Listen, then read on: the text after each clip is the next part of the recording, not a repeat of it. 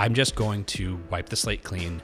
We are going to do food that is focused on New England seasonality. We'll work with this local produce and products wherever we possibly can. But fundamentally, we make good food and we offer great hospitality. And that, around the same time of like 2015, when we leaned into having a private dining room, was when we basically took the training wheels off of this thing. And we were like, now we have a restaurant. Now we know what we're doing. But it took a lot of years to kind of, the people who had already made up their mind about us, that's the hardest thing about opening a restaurant. If you were not firing on all cylinders when you open the door, people immediately kind of put you into a category of like, we'll try something else next time. Or right. Maybe we won't go back there. But then you have to fight really hard to kind of get back there. And I think that was one of the hardest things about opening Puritan and running Puritan, was getting to the point where we had sustainability of people coming in the door. This episode made possible by Restaurant Systems Pro. With excitement, allow me to introduce to you today's guest, executive chef and partner at Cambridge Street Hospitality Group, Will Gilson. My man, Will, are you feeling unstoppable today? I'm feeling unstoppable. Dude, I'm stoked to have you here. Special thanks to Adam Zicki. I'm always afraid I'm saying his last name incorrectly. Zicki. Zicki. Yeah. I'm so sorry, Adam. He's listening to us and shaking his head because he constantly corrects me. It's the Polish, It's just like they find new ways to add ski onto different ways of pronouncing things. But he's a huge supporter of the podcast and a listener of the show. And if you guys have somebody you want me to talk to, I am paying attention, and I love getting listener recommendations. So thanks for making this happen, Adam. And I can't wait to dive into who you are and how you got to where you are today. But let's get that motivational, inspirational ball rolling with a success quote or mantra. What do you got for us? I think the one we always apply to our teams is every day we make it a little bit better than the day before. And I think that just kind of helps people have realistic goals. So you just remember all the things that you didn't like about yesterday's service, and then you go into the next day being like, how can I just make even a little bit of that better? And if you do that every day cumulatively, then you're winning. Yeah, I love that. And also, I feel like it quiets the world around us, because I feel like it's really easy to compare ourselves to other people. But if we're just comparing ourselves to us yesterday and our own personal growth, then there is no end. It's just constantly growing, and we're not like comparing in our heads about what our neighbors are doing, but just like, I think that's just such a healthy mindset too. Yeah. And I think for us as a group, one of our kind of internal, it's not so much of a mantra, but one of our practices is like, we share the good reviews with the team to make sure that we feel like we're hyping them up.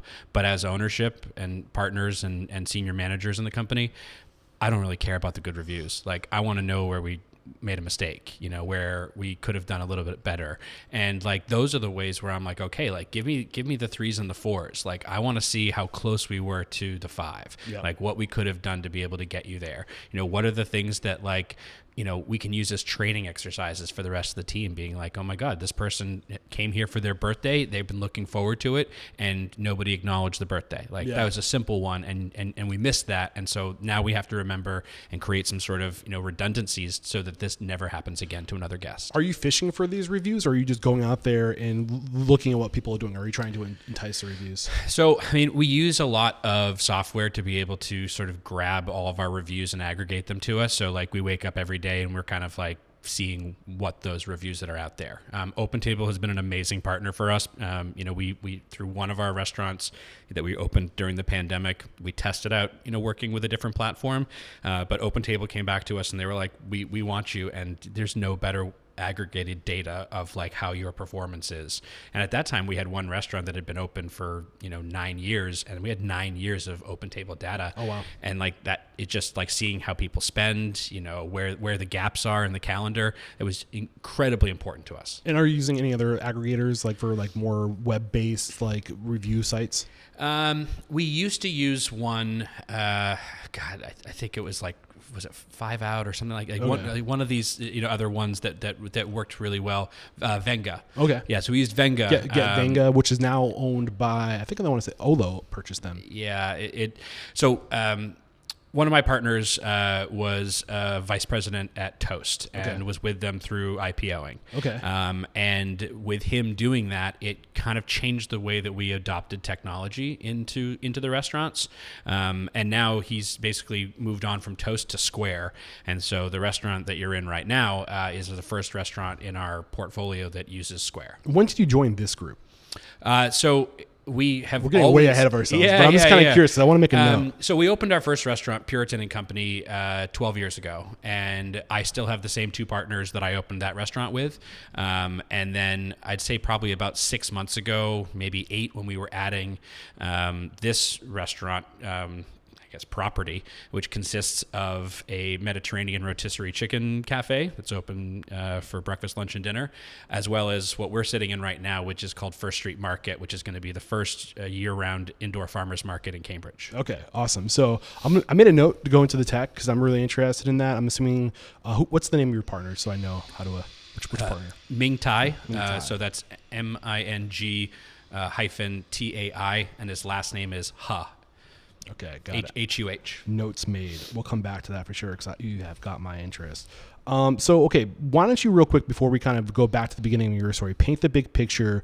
What is Cambridge Street Hospitality today? Like, what's in your portfolio? Yeah, so Cambridge Street Hospitality Group at the moment exists of 8 different concepts, but they are often siloed into different properties. So our first restaurant in the group was Puritan and Company, and then next to that we opened up about 2 years ago Puritan Oyster Bar. Okay. And then we have 3 restaurants in one complex that is the Lexington, which is sort of a, I'd say modern American style brasserie. Got it. Then we have Geppetto, which is our Italian restaurant, more fine dining, dinner only. And then we also have Cafe Beatrice, which is our all-day cafe featuring, pastries that we bake in our group. But again, breakfast, lunch, and dinner on that one. And then there's 3 more. Here is Amba, which is our Mediterranean rotisserie chicken concept, fast casual breakfast, lunch, and dinner. First Street Market, which we are about to open this spring. For 3 days a week as an indoor farmers market and event space. And then where it all started way back when is the Herb Lyceum, which is our farm and wedding venue out in Groton, Massachusetts. Now, do you have ties to that from a child? Did I read that that's right? where I was born. Okay, interesting. So I wasn't sure if you were like serving as executive chef for this restaurant group, but you had other side projects. Or I mean, for all intents and purposes, I started the restaurant group with my 2 partners, but it sort of started with my partner Ming and I finding a space in Cambridge. Okay. What year was that? That was 2012. Got it. Okay, cool. Thanks for that big picture recap. Super helpful. Real quick, give me a sense of like numbers. Something, I know it's weird talking about this stuff, but I think we could be much better in the industry about being transparent and sharing some benchmarks of like what are actually good numbers. So like in your mind, like what are the numbers you're aiming for, like in terms of like percent profit? Well, see, when you grow up in this biz and you started like back in sort of like the aughts, like I did, you had the benchmark, which was always you're trying to do 30% labor cost, 30% food cost, and you're trying to shoot for 20% of profit, right? Right. I don't think we've ever hit those numbers. The reality of it all is that I think we try to, our goal is somewhere between 5 and 7% profit, for all of our stores. Some of them, depending on how they are put together, might get more or less than that. Like our wedding venue, for instance, is like a 20% profit place, right? Because you know exactly how many people are coming. It's seasonal, so you're able to kind of work those numbers in your favor a little bit better. But we've got properties where we're flat, we're at basically just break even at the end of the year. And that's crazy because that could be a $5 million a year in revenue business with flat profit at the end. Now, do you own the buildings those restaurants are in? No, we don't own any of the buildings. So, most of our things are triple net leases. The one that we're sitting in right now is kind of like a management deal. So somebody else built it and we're here, in charge of running it with like a 10-year lease and an option. But one of the things that we've realized is it really does all come down to the lease. Okay. Like the chance to be a successful restaurant is spending more money than you think you should on lawyers and negotiating an ironclad lease that's unimpeachable. So do you shoot for 7%? I'd say that would be our goal, Yeah. nowadays. We're in Cambridge, Boston, and this is one of the reasons why I don't talk about gross revenue, because that number, especially the rent, is, and when you're in the city, the cost of labor is way more expensive too. Right. You got to pay people more. So I really got away from like how much money are you making to what is your percent revenue, because those percentages are more relatable. Yeah. Our older properties are the ones that produce the most profit, because I think we've been able to kind of plan for that, like I said, building out a lease where you have a rent number that that you can, make work for kind of all your other overhead. Also it's just kind of, one of our restaurants that's 12 years old is kind of like an institution, so you don't Puritan and Company. Yeah. So we don't really have to like worry so much about going out there and getting people. Yeah. Like there's kind of a built-in amount of folks that are coming to that restaurant at any given time. And 12 years of running a place, like I can take a look at a calendar and I can tell you where the slow weeks are, right, where the busy weeks are, and like how to optimize the labor, based on that. Has the law of diminishing return hit yet? No, and I think that that's one of the things that we do really well as a group is we continually try to reinvent ourselves. We continually try to add something new or different, be able to kind of make sure that we're putting ourselves out there, because you cannot rest on your laurels in this business at all. You can't take your foot off the gas at all in this business. Yeah, yeah, and I can't wait to get into it. And thanks for getting super high level, laying that out for us. Let's go back to where it starts to make sense. I mean, dare we go back to the teenage years? Like, I feel like we have a lot to unpackage, but I mean, I want to pay homage to your story. So take us to where you think it makes sense. Yeah. So I'm 15 years old. I'm working on my parents' farm, and I absolutely cannot stand farming. It's like tons of work. Is it hard? It's potted herbs. It wasn't like I'm like lifting hay bales or trying to like milk cows.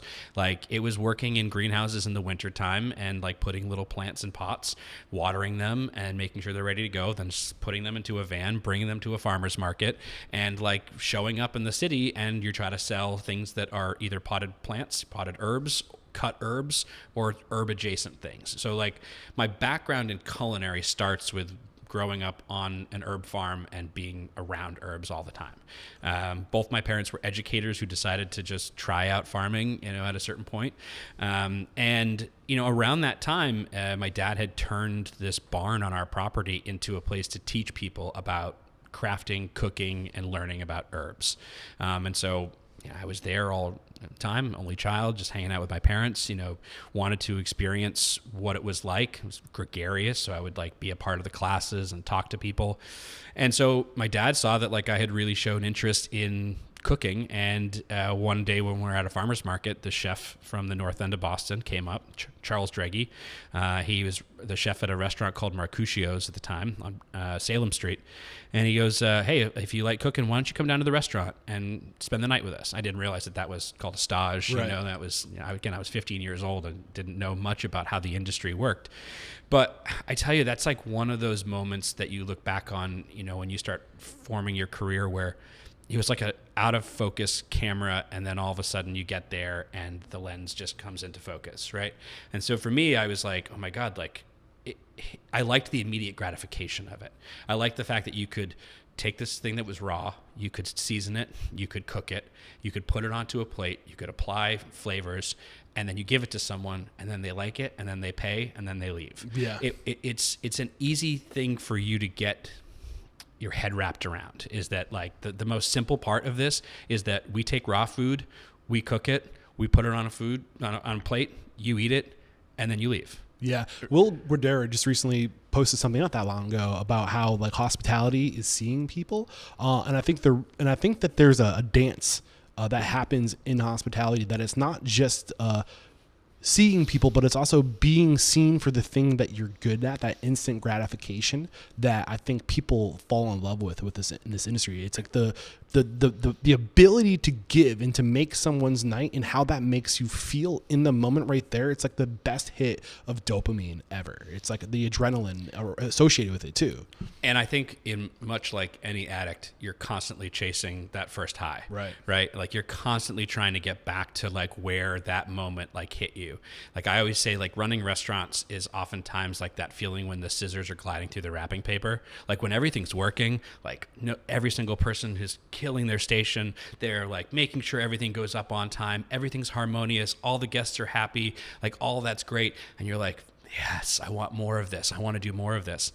And then the next day, it's definitely not like that, And then the next day, it's maybe a little like that, but it's really not like that. And like you're constantly chasing that experience and that feeling, and that can be really hard. I mean, to your point about like diminishing returns, I mean, that's what it feels like being in the restaurant, is constantly up against diminishing returns, like of what you get out of it. Right. And I think that's why we want to grow, so we can get that next level, that next hit, right? Careful, you keep growing, all of a sudden you have 8 concepts. I know.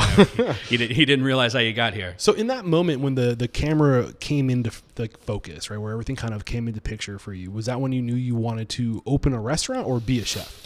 I think it was when I knew I wanted to be a chef. And then, obviously I'm 15, right. I think right after that, my parents got divorced, and I kind of just dove into working in that kitchen as a way to kind of have things make sense. Like the controlled chaos of a kitchen can be a lot more easier to process when you're going through trauma than it can be to like actually have to deal with real chaos, right. Real things that upend your life, like controlled chaos of being like, oh no, that person burned themselves, or oh no, we overcooked that and we've got to like fire a new one. Like, again, that's quick, right. But like, whose house am I sleeping at tonight?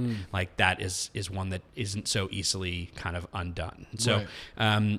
I stayed working for free 1 day a week at this guy's restaurant, taking the train in an hour, both ways from where I grew up in Groton to the north end of Boston. And I stayed there basically until I was trying to figure out what to do next. And while I was doing that, at the barn that was on our property that my dad had turned into a, kind of cooking school, was just sitting there with nothing going on. And he was like, well, why don't you try doing a dinner?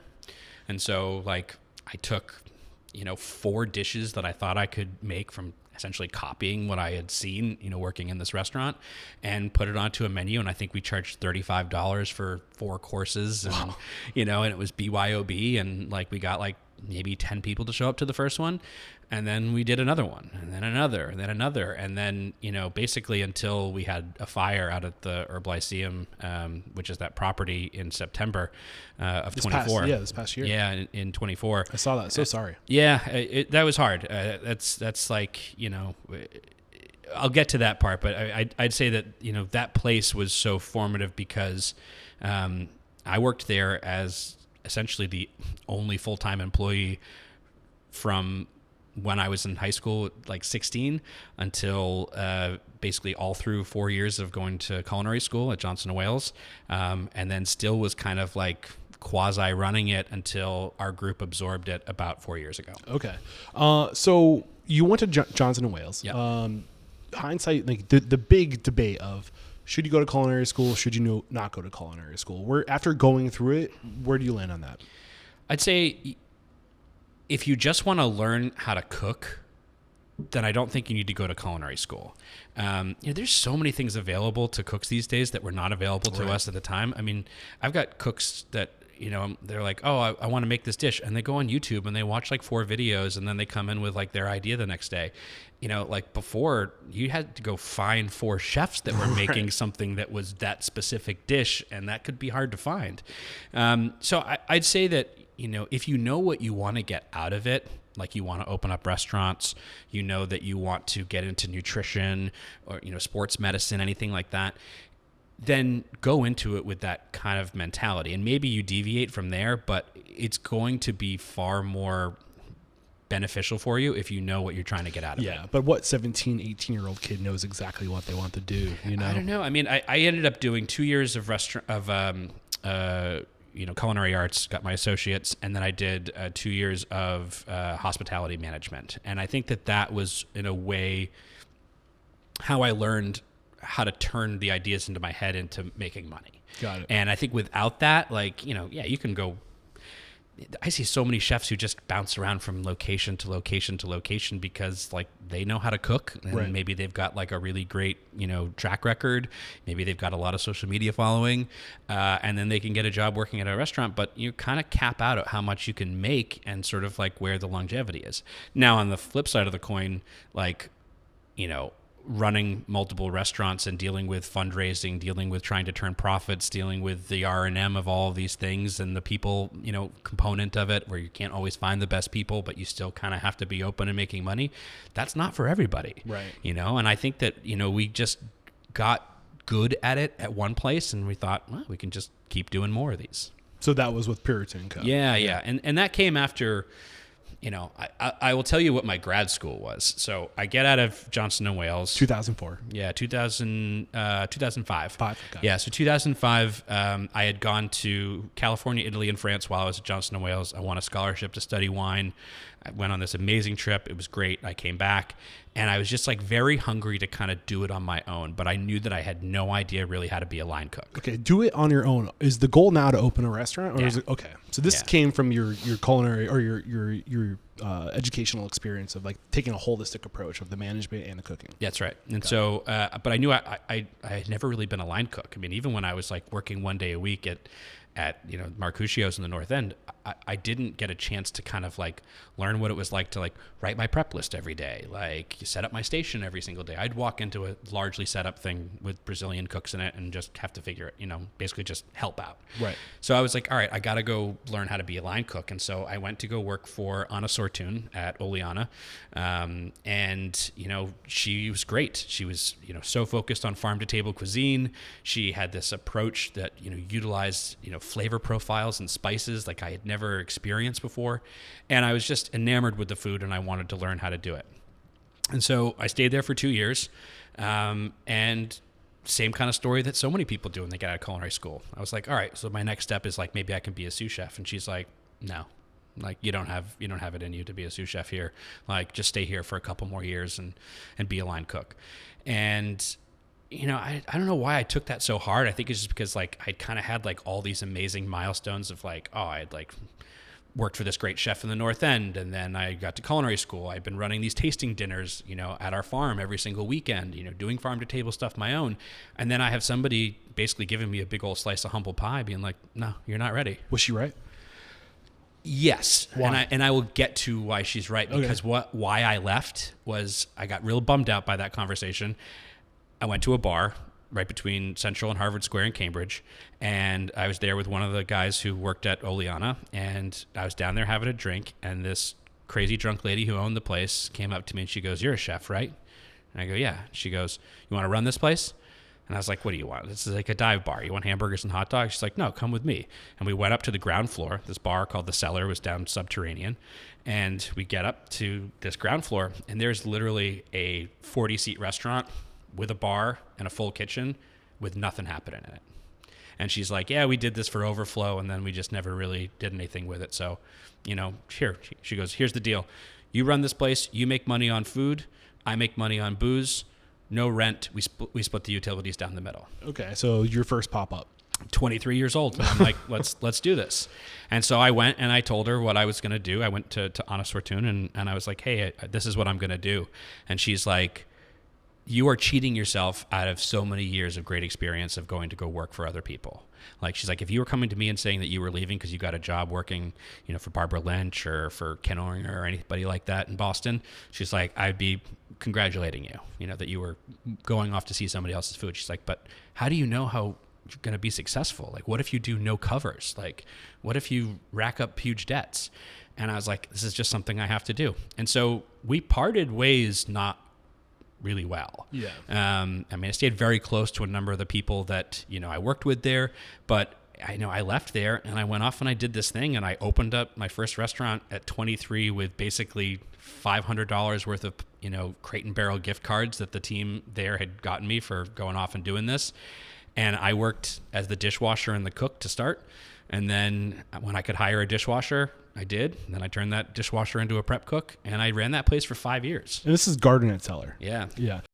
What up, Unstoppables? I have a very special offer for you that could potentially change your life. So listen up. Restaurant Systems Pro wants to make 2025 your best year ever. And here's what they're going to do to help. When you sign up for Restaurant Systems Pro through February of 2025, they will do your books, your 2024 books for you at zero charge. Nothing to you, no cost to you to do your books. Plus, you're going to get all of the Restaurant Systems Pro profitability systems. So this is such a no-brainer deal. If you've heard of Restaurant Systems Pro in the past, listening to the podcast, and you've been interested, now is the time to sign up. head to restaurantunstoppable.com/RSP or click the link below and make 2025 your best year ever. I mean, I do want to point out like the way you did it. I mean, yes, I agree with her mentorship. The advice she gave you, go get perspective, go work and get ideas on like not just on the food, but also like see how different businesses are run, not just different food, but different business models, and figure out like what makes sense for you. I think in those early years to give at least a year at 5 or 6 or 7 different places and to build that portfolio of perspective is invaluable. But I would say what you did was smart with Garden at the Cellar, because for you, there was really no, she's like, what if you build up debt? Like you were just being handed a kitchen, really. Well, then wait for it. Okay. Because why I call this grad school is it probably cost me about as much as going to grad school would cost, because I realized that I didn't know how to run a business. I knew how to create hype. I knew how to create good food. I knew how to attract good people who could complement this thing. But it was always starting on a rocky footing. I mean, the woman, like I said, who was kind of a drunk who owned the place, her husband would come down and he would start taking water glasses off of people's tables in the middle of dinner. And I'm like, what are you doing? He's like, well, if they're drinking water, they're not drinking booze, and that's how we make money. And so I was constantly having to work twice as hard to compensate for these challenges that were against me. One of the best years that we had there was when the financial crisis happened, kind of 08, 09, because we opened it in 07. And it was because people were going to these restaurants that were charging, $45, $50 for an entree. And I was serving a similar caliber cuisine for like $22, $23 for an entree. And so we were slammed and we got a lot of attention. I got, long listed on the James Beard Award for 3 years in a row for Rising Star Chef. We got a ton of accolades kind of locally, and we built the place up into a really, really cool concept. But then I realized that like every time something happened or every time I wanted to do something, I was basically like stealing from my payables. And I was like, oh, somebody needs healthcare. It's like, well, if I want to run a good restaurant, I got to figure out how to give people healthcare. So then we started doing that. And then that's just like chipping away at any sort of profitability that was there. Right. When I left 5 years later, I sold it to somebody who worked for me for $10,000, like just something that I could exit, just get out. Yeah. And I just knew that the longer I stayed there, the worse my mental health was going to be, the further away from whatever goal I wanted to create was going to happen. And I left with basically $100,000 in debt. Yeah. Wow. Just like tax payables, vendor payables, like anything like that. Like I absorbed it and I was like, I will figure this out. Yeah. And I think those are the lessons you want to go for. And I think there's an issue in this industry, and correct me if you disagree. I don't need to steer the narrative of today's conversation, but we're so focused on the food, right? And it's all about the food. It's all about the food. You know how to cook, but do you know how to make money doing it? Are you doing costing cards? Are you doing weekly inventory? Are you budgeting? And do you have, all these little things that really it's the bottom line that makes you money? Your food can be amazing, but if you're not making money, then you're going to rack up debt. It's going to, and are you paying taxes? Right. Like, are you using systems like Profit First to make sure you're allocating tax? That's not your money. Put it away. You don't learn these things until it's either too late, or you go and you learn from a mentor, and you walk up, you climb the ladder, become the executive chef at a restaurant, and they teach you these things because now you're responsible for it on someone else's dollar. Right. And then you take those lessons and you put it into your own business. Yep.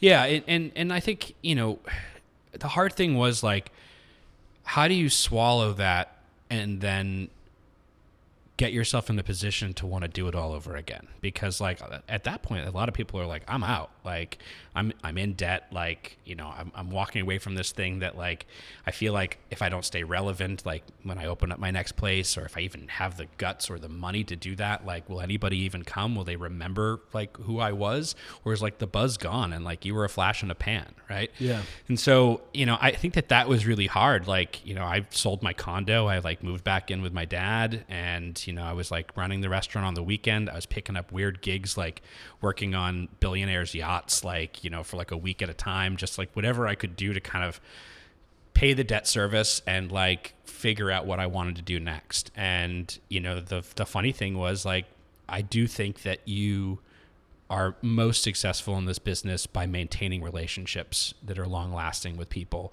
and they know your best parts and they also know your worst parts, right? And so I was sitting on my dad's couch drinking a whiskey, eating Cheetos, and I get a phone call, and it was the girlfriend of the guy I sold Garden at the Cellar to, and she's like, hey, I know this guy I went to MIT with, and he's trying to open up a restaurant in Inman Square, Cambridge, and I think the two of you should meet. And I'm assuming that this is your current business partner. Yeah. So okay. This is Ming Tai Ha. And I drove in to Cambridge to meet him the next day. And we met at a little sandwich shop in Inman Square. And then we walked over to see this, place that was a Turkish restaurant. And I walked in and I was like, oh my God, like this place has got great bones. This is 2012? This is, 2012. Got it. So this is like January 2012. And we walk into this restaurant called Bosphorus. It was a Turkish restaurant. We take the tour, and the guy's like, hey, I'm in over my head. I need money. How about we work out a deal here? He wanted $300,000 for the place, and we were offering I think $220 in the end is what we ended up paying this guy. Okay. We brought in another partner who was way better at sort of negotiating leases. But, the first night that Ming and I saw that place, we stayed up until 3:00 in the morning in his office in Central Square, Cambridge, just running numbers. How long were you guys talking before you actually saw the place? Oh, same day. Same day. I met him. That's wild. Saw him, and then we stayed up, like I said, until the wee hours of the morning running scenarios on spreadsheets, and basically 10 days later we agreed to buy the place. Wow. And offer a little context about Ming Tai. Ming Tai. Ming Tai. Thank you. MIT grad. Yep. What did you go to school for? I think for engineering, but okay. I could. It might be more for computer engineering. Okay. I can try to fact check that for you. How old were you in 2012? I was 29. Okay. How old was Ming Tai? 31. 31. Okay. So Ming had basically been working kind of consulting jobs. He was an AP photographer for a little while, but he'd worked a really big gig for Verizon, and that's where he met our other partner, Nick. And the two of them had worked on this deal. They both made a bunch of money doing it. And Ming was going around to all these restaurants in Cambridge, and he was really enjoying it. And he was enamored by what it was like to run a restaurant. Okay. And that's kind of where our story starts, and how we kind of end up doing what we're doing now.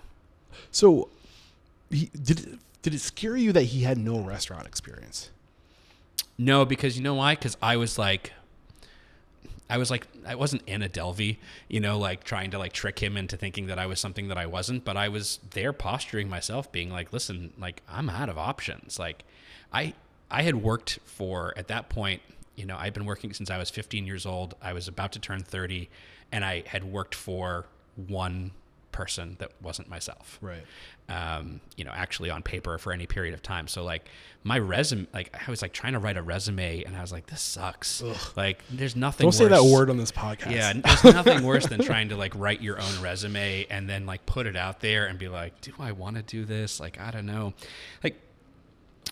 My parents were self-employed, I think it's just, there's just some ways that you look at it that this is the only option, right? Is to do something kind of on your own. I can relate. And you're doing what you're doing on your own. I mean, it's super scary, but at the same time, I don't know, freedom, but you also know, your limitations, right? And then that you could push yourself to a certain point, and you also know when you've got to peel back. Right. And I think that can be harder.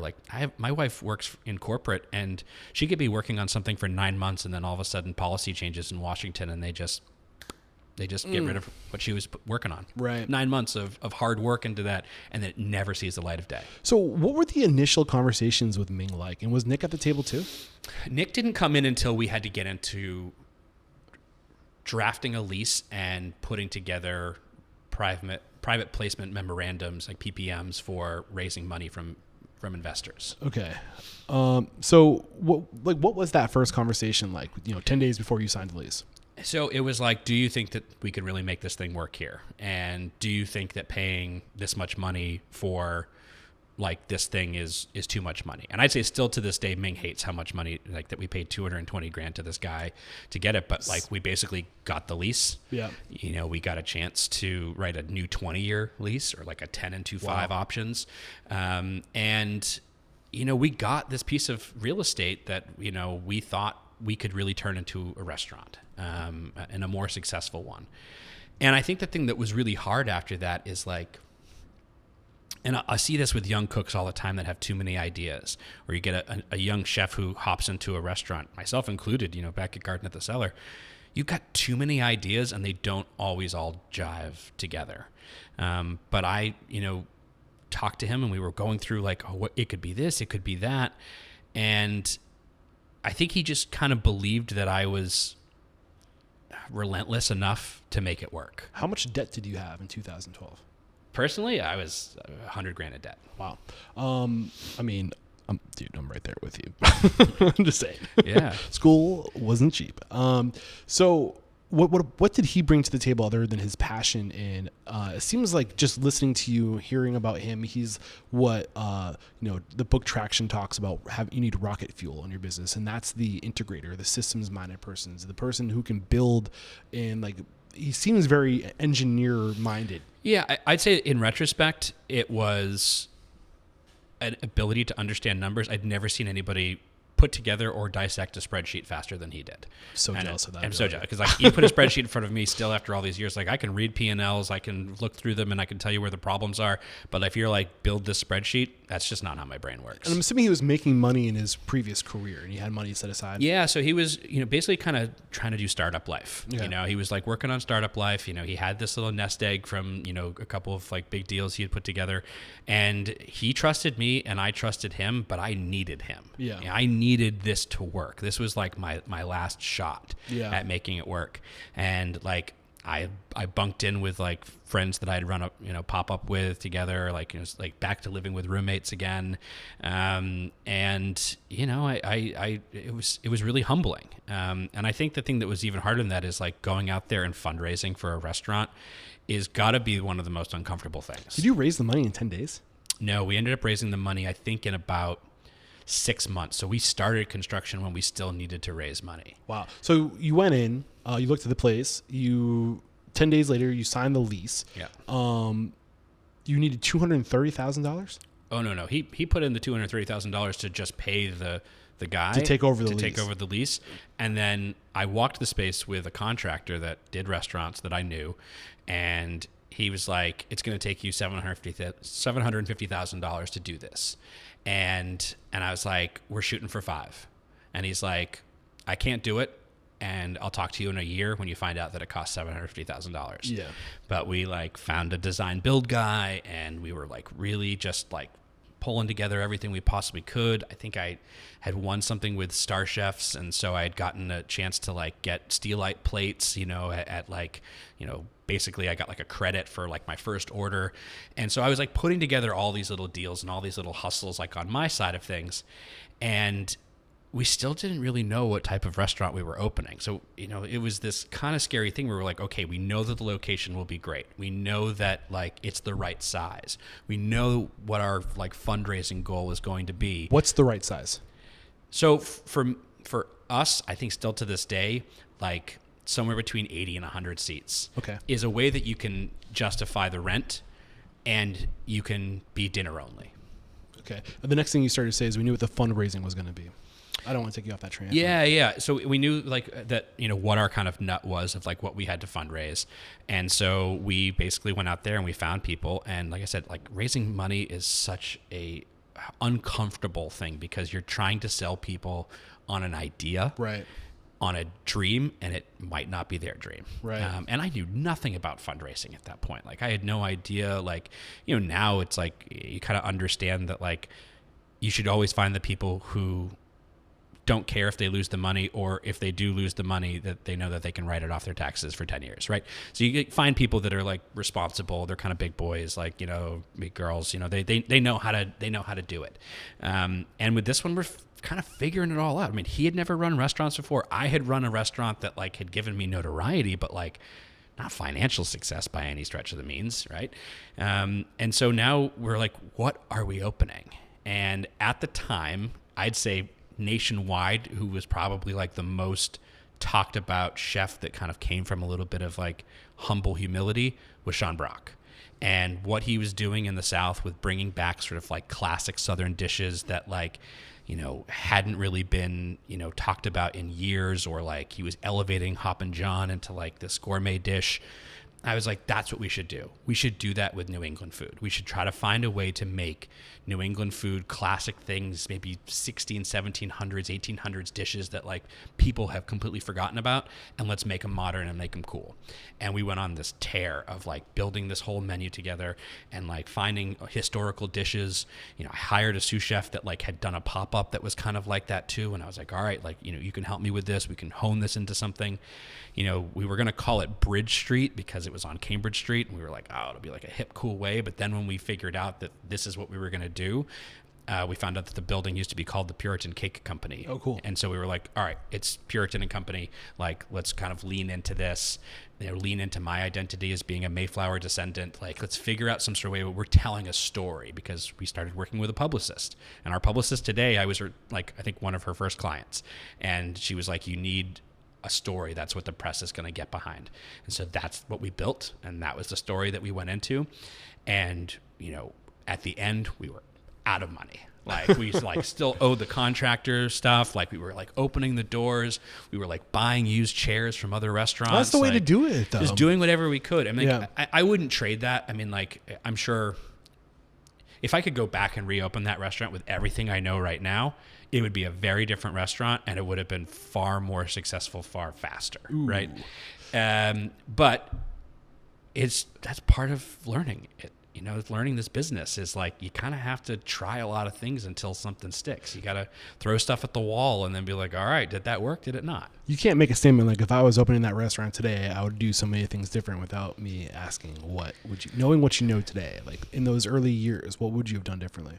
We didn't have heat lamps when we opened, and the number one complaint we got for the first 6 months, because we opened basically in like November, and so like was that food was cold, and it was high touch. Like, we were tweezering shit, we were doing whatever we could to try to like, make it seem like that type of food on a street that was, everybody said, was 2 blocks the wrong direction and 2 years ahead of the curve of where that neighborhood was going to be. And but you hung on for 2 years. But we hung on, and like it was hard, man. I mean, like I'd say the first 2 years, we didn't turn a profit at all. Year 3, we did turn a profit. And with that money, we had not paid our investors any interest yet. We were kind of accruing that in the background. We were like, we keep saying no to private parties. We keep saying no to larger groups. The restaurant was just long and narrow, and there was just no way to put large groups in there. And every other restaurant that I was friends with, people who were running, had private dining rooms, and they were like, this is where the profit's at. Yeah. Like the expense accounts that went away in the 08, 09 crash, were coming back. Yep. Bio and pharma, like in, Cambridge, where it's like really on the rise. And so we basically said, all right, as a group, do we decide that we're going to take this profit, instead of paying our investors and just trying to hum along, we're going to use this and we're going to build a private dining room. We had a space next door that like was included in our lease. We were just using it for trash and storage. And we're like, let's put a private dining room in. And that was the difference between having a job and making money. Wow. All right. So bookmark that. I want to cover some things that you mentioned. So 6 months from signing the lease to being open, or to getting the money you needed? To getting the money that we needed. And then once you had all the money, which was $750,000?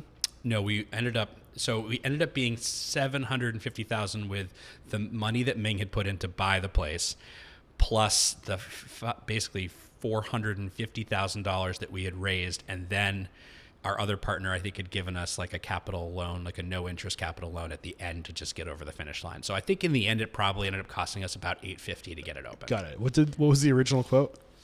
The guy was like $750 for just the construction, right? So, and it's funny because like I stayed friends with him for years, and I remember going back up to him and I was like, "You were right." He goes, "Of course I was right." Yeah, whatever you think it is, the golden rule. Whatever you think it's going to take, I think you said 500, 400,000, double it. Right. You Exactly. know, like, and it usually always works out that way. The other tip, the rule of thumb, is not just enough to open, but typically you need 1 year, but ideally 2 years of operating capital to cover the expenses while you're open. And you just said that it took you 2 years until you turned a profit. Right. So those are very accurate rules of thumb, right? Yeah, I mean, I think we probably would have invested in some marketing and advertising. Well, you had the foresight to have a publicist. I thought that was really smart. Yeah, and again, like I said, she's still our publicist today because she's the best. I mean, the devil works hard, but Nicole Russo works harder. Yeah. So in terms of like bringing on Nick, you said that you realized you needed somebody who could negotiate leases. And, you know, so if you're the culinary talent, sounds like Ming is more like the operations financial. What does Nick bring to the table? What was the third leg you were missing? So Nick was the person who was really good at negotiating our like basically our paperwork, like doing our legal aspects of things there. But also he brought another financial kind of mind to it. And I would say, even though for probably the first 5 years that we were doing this, I resented so hard the guardrails that these guys put on me. But if I didn't have those, I would have probably made bad financial mistakes. What were the guardrails they were putting on you? My salary was capped, like no bonuses, no nothing. It was like make it work on $65,000 a year, right? Like no matter what's going on in your life, like just make this work. You know, we had another partner that, you know, opened the place with us, and then, you know, we parted ways. And I think during that process, it was them kind of helping me understand that it's not, this is business, things aren't personal. Yeah. And, you know, because I take things very internally, and I really, you know, if someone's telling me like, no, we're not going to give you that, or no, we're not going to give you a raise, I'm like, that's a personal affront to me. And they're like, no, the data and the numbers say that we can't do that. Right. Right. And so they're like, if you want to do something where like you can lower food cost by 5 points, then we'll give you a portion of that. And like, that is how you do it. So it's basically like, you know, I felt very entitled as like the personality behind this thing, that the reason that people were coming was because of me. And they were like, but that doesn't actually translate into dollars, you know? So like, show us that you can learn how to change the food cost here. Show us that you can manipulate the labor cost in a way that like turns more of a profit. And so it got to a point where like year 5, I was like, we'd bought a van, and I was driving to Restaurant Depot every single day, and I found the 10 things that we could save the most money on that didn't change our quality. You know, it's like we were buying Parmesan cheese, we were buying like butter, we were buying fry oil, we were buying salt. And like, I just did that and brought the food cost from, we were always like around like 32%, you know, because we had like really expensive ingredients, we wanted the nice stuff, down to like 26%. Okay. So one of the things now I'm curious about, I mean, you went to culinary school. They teach restaurant economics, but it didn't sound like this was your strong suit until you started surrounding yourself with these people. I mean, if I'm out of line, No. I don't think that that's a wrong way of looking at it. I'm an optimist. I'm always like, we'll make it up in the straightaway. Yeah. You know, like, it's like, we got to spend that money right now because like, you know, this, that, and the other thing, like we got to focus on that. And it wasn't until somebody that I could partner with was so much more binary about it. They're like, it's either in the plus or it's in the minus. Right. Yeah. Objectively, just looking at it, the numbers don't lie. You know, having that in your corner is so super invaluable. So in the first, I mean, we're now the year 2012 is when you opened. 3 years in, 2015 is when you turned a profit. I'm assuming that the tech stack has changed a lot, but I'm assuming because you had people that were really into this sort of thing, where you probably had a solid platform that you were building this on. Yeah, I mean, like, we would have better ways of doing numbers. We went from having like the old, you know, the probably the most classic restaurant accountant named Saul Garlic, you know, in all of the greater Cambridge, Boston area, and a bookkeeper that would show up every week and pick up our invoices and then drop off checks the next day. You know, like, from that to leaning into tech for processing everything. We worked with a West Coast firm called Kitchen Sink that basically gave you like real-time P&Ls and, you know, put all your payables into bill.com so that I could just do it from my laptop wherever I was. And that was when we started adopting some of the kind of, it's funny now that like so many people, utilize it, but like we used Slack as a way to communicate with like our team members.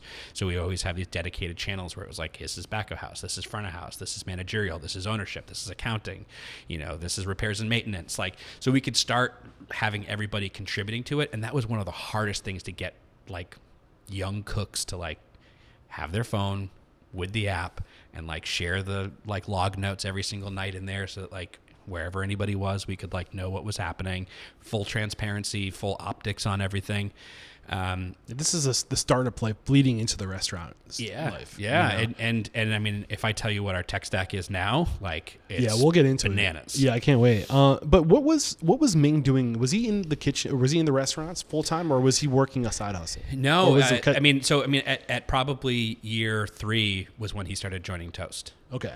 And so now he was like, we need to get rid of our Aloha, our clunky old, restaurant POS, and we need to put Toast into this restaurant. So Ming had a tech background, right? And Toast in 2015 was up and coming. Right. They were just getting started. I think they left from, was it Swipely?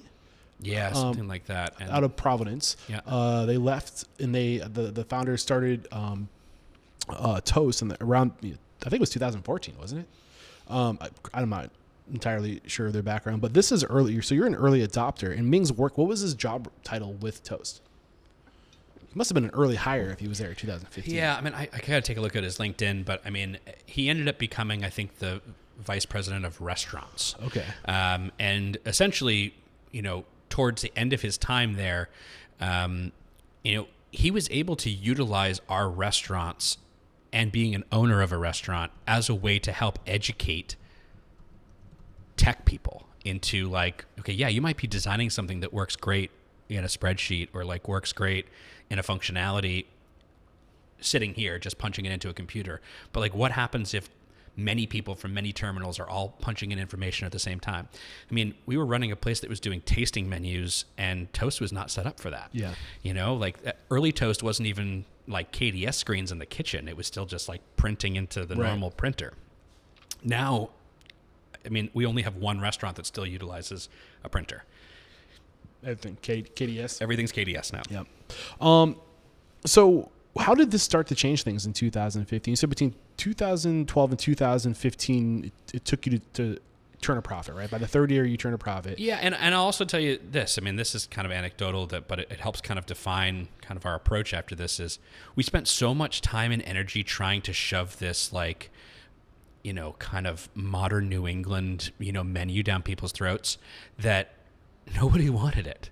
And that's a very hard thing for you, where you're like, okay, now I'm all in. This is like my last chance at like opening my own place. And your idea like maybe got some people paying attention to it or coming in the door for it, but like people might not be coming back for this, right? And so we just kind of all sat around, and I was like, I'm just going to wipe the slate clean. We are going to do food that is focused on New England seasonality. We'll work with his local produce and products wherever we possibly can. But fundamentally, we make good food and we offer great hospitality. And that, around the same time of like 2015, when we leaned into having a private dining room, was when we basically took the training wheels off of this thing. And we were like, now we have a restaurant. Now we know what we're doing. But it took a lot of years to kind of, the people who had already made up their mind about us, that's the hardest thing about opening a restaurant. If you are not firing on all cylinders when you open the door, people immediately kind of put you into a category of like, we'll try something else next time. Or maybe we won't go back there. But then you have to fight really hard to kind of get back there. And I think that was one of the hardest things about opening Puritan and running Puritan, was getting to the point where we had sustainability of people coming in the door. So with the new tech, so you go with Toast, this platform is evolving. It sounds like having access to this level of data was making an influence on you, because now you're saying, okay, we're at 32 cost of goods. How can I bring this down to 30? Right now, you're playing the game of business where you're using the scorecard, the P&L as your scorecard, and you're trying to beat yourself. Did the tech have an influence on that, or were you guys always pretty good about being diligent with the numbers? We were pretty good about being diligent with the numbers, but I think that getting like sort of like the real-time P&Ls and starting to do, one of the most kind of beta and helpful things that I did was every single week I would, now there's software that does this, but at the time it didn't. I just had a spreadsheet that I put in our invoices that we purchased every single day, and then I'd set a goal for what we thought our sales were going to be for food sales for the week and what I felt like I could spend. And by the time I got to Friday, depending on how much I had spent, meant what else I could bring in for the weekend for specials and things like that. And that is how we really kind of drove that place. I mean, Puritan is still, I think, probably the best food cost, restaurant in our entire portfolio, because tasting menus, it's busy. Like, I don't think people understand that like a busy restaurant is the number one thing that makes a restaurant. Right. Like, I think the thing that's I have the most frustrating time with is people go to your restaurant once, and two people, they go and it costs them $200, right? With tip, whatever it might be. To them, they're like, this place must be rolling in it, because every time two people come in here, it's $100 a head. So they sit there, they count their own. They're like, oh, this place is crushing it. And you're like, yeah, but you're here on a Friday. Like, come here on a Monday. Right. Like, when I'm going to do 1/3 this many people, and I still have the same overhead. I still have the same staff. I still have the same rent. Like, all of that stuff is still there, and busy restaurants make profit. Not busy restaurants rack up debt. Yeah, and there's controversy around this. It's one of the things I loved about what Talk did, where they had the sliding scale for like when they brought the model of a ticketing option. So you're selling a prefix meal and you're selling an experience, and that experience is going to cost you $500, right? And on Friday, we'll maybe bump it up to 600, but on Tuesday we'll bump it down to 300. And I think if there was an easy way to have a sliding scale to reflect supply and demand, I don't think there's anything wrong with that. I'll tell you, I don't think there's anything wrong with that, but I'll tell you anecdotally about the fact that I'm reviewing our reviews of Valentine's Day, which, we've just passed. I spent years trying to write tasting menus for these holidays, which again, like, they happen once a year, like you get one New Year's, you get one Valentine's Day, you get one Easter, you get one Mother's Day. You basically 4 holidays a year. And I used to always try to make sure that like if we broke out the a la carte pricing, that like it would pretty much equal whatever it was, so people didn't think that you were just, juicing it up. But at the same time, like this year it happened on a Friday, and like it was a record sales setting day for us at Puritan. Wow. We have never made more money on any single day, but we also were dead the first half of the week. Yep. And like we're okay the days after. Everybody put a lot of stock in coming out on Valentine's Day in 2025. And I get an email the next day about somebody basically saying like, and so we had a great meal, and then we left and we went over to your bar next door, and there was a copy of the menu there that had a la carte pricing, and we did the math, and you overcharged us $10 because of that. And I'm like, $10 on Valentine's Day? You said you had a great experience, right? Like this is the hill you're going to die on. This is also the ignorance of the consumer, and I feel like I can say this because I don't own a restaurant. I'm allowed to tell the restaurant consumer that they're fucking stupid, and I feel like I do it in your defense because I have boiled it and distilled it down to the biggest challenge to this industry is the consumer being ignorant about food costs and labor costs. Here's the thing that drives me crazy, because an easy comparison, which I would love to be able to write back and use as a way to describe this, is when you buy a flight during spring break, is it more expensive to go to a warmer destination? So we are the experience economy, right? And the experience, supply and demand, motherfucker. If you want that same experience and you can't afford it on a Friday, it's going to drive business to your restaurant on Tuesday and Wednesday for the people who might not be able to afford that premium 7:30 reservation. Like, I'm sorry, like people are getting turned away that are willing to pay more than you, like. Is that is that not hospitality? I mean, that's the argument, is like that's not hospitality. And I get it. We've had to turn off some of our more rational thoughts when it comes to like making sure that we administer great hospitality, because like if you were to sit there and actually argue the details of something just to be right, you've already lost that guest as a chance Right. to come back. And I think my other pet peeve with the industry is like, if you come to one of our restaurants and you're not having a great time in the middle of your experience, speak the fuck up. Right. Say something. Flag over your server. Flag over a manager, and just be like, "Hey, this isn't going great." My team will do whatever they possibly can to make sure that you have a great experience. That's one of the things I love about Ovation. I don't know if We use it. Yeah, It's in our tech stack. Yep. And I think that helps us catch things right away. I mean, I mainly use our reviews aggregated to catch trends. You know, we do a 14-day look back and we do a 90-day look back, and we try to see like what our performance has been doing to sort of our baseline numbers on a percentage of like 0 out of 5, right? And I think that helps us. Ovation helps us catch it in some of our more fast casual places. Somebody leaves and they're like, "Oh, my bagel was stale," and you're like, "Oh, geez, like they must have grabbed from like, you know, not the fresh ones or whatever it might be." And so you're able to reach out to that guest, immediately refund them, and say, "I'm so sorry, and by the way, here's $5, you know, towards your next experience when you come in," right? What I get the most upset about is the keyboard warriors who dine out, have a bad experience, say fucking nothing, and then go home, crack their knuckles, and type up all the ways that you were a terrible restaurant. Right. And it's like, did you talk to anybody about this? Right. Like, did you Like a therapist? say that you were not having a great time and like give us the opportunity to fix it? Or did you just feel like this was your little way to be, you know, your Siskel and Ebert about, you know, dining out at our restaurant, right? Like that does nothing. And that review does nothing. If somebody says like, "I went to this place and it was really great, but you know, just like the music was too loud," or whatever it was, fine. Yeah, like the parking was tight. 1 star.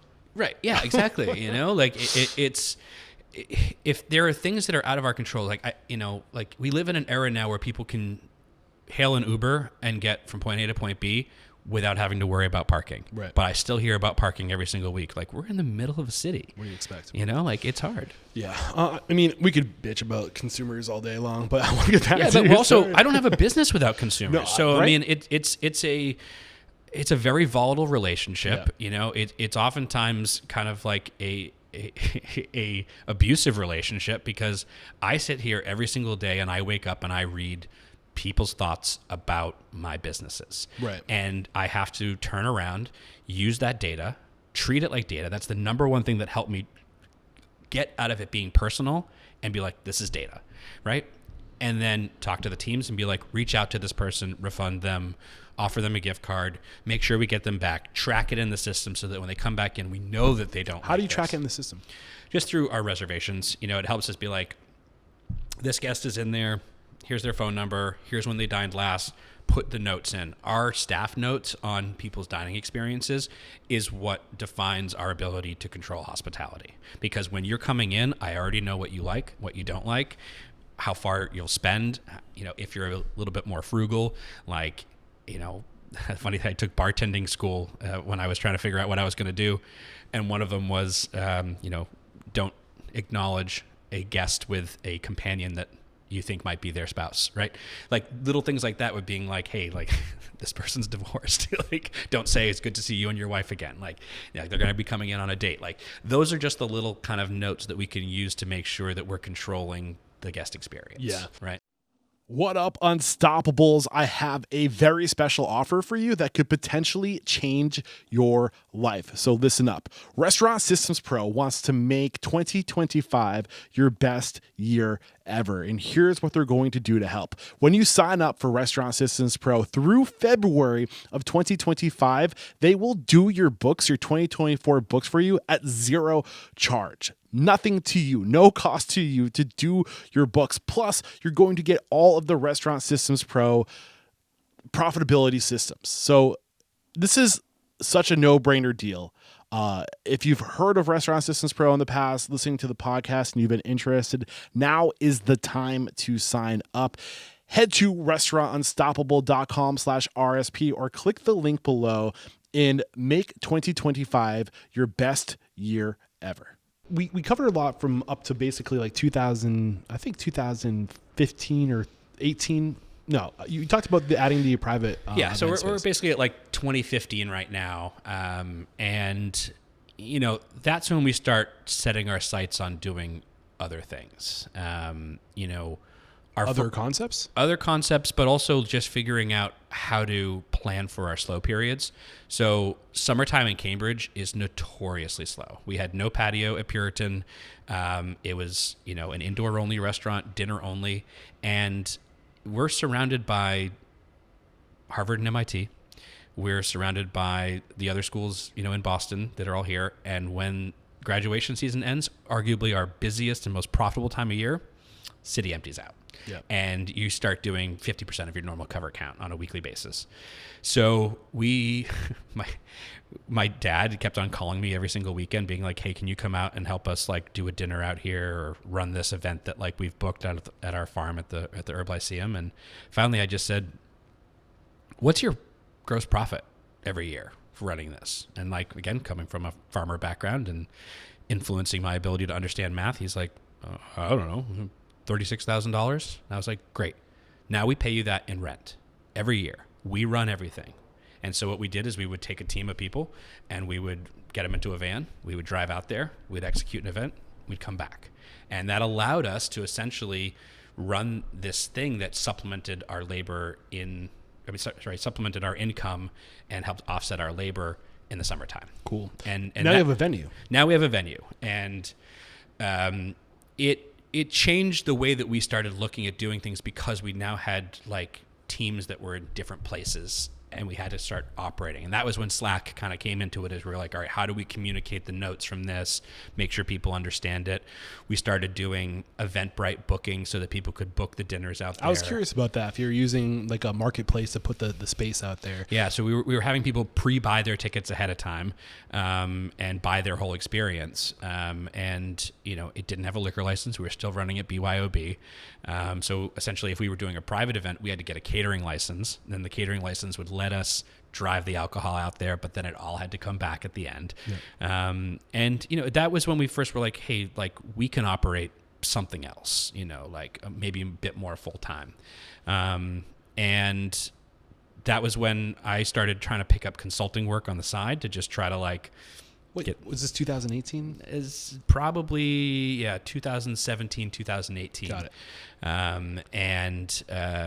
I joined with a broker friend of mine this development that was coming up in Cambridge called Cambridge. Well, at the time it was called North Point, which is now called Cambridge Crossing. And they were like, we need help activating it. We need a local East Cambridge person that understands this neighborhood and ways to turn this, what was just gravel and was going to become, a 45-acre, $5 billion project that was going to be mixed use, slab, office, residential, retail, turn into something. So I joined, this kind of, development group, working with them, this West Coast team. And after working with them for a little while, they're like, would you like to be the operator of kind of the flagship space that's here? And I was like, yeah, well, how big is it? What is it? And they were like, it's 2 floors, 10,000 square feet. Damn.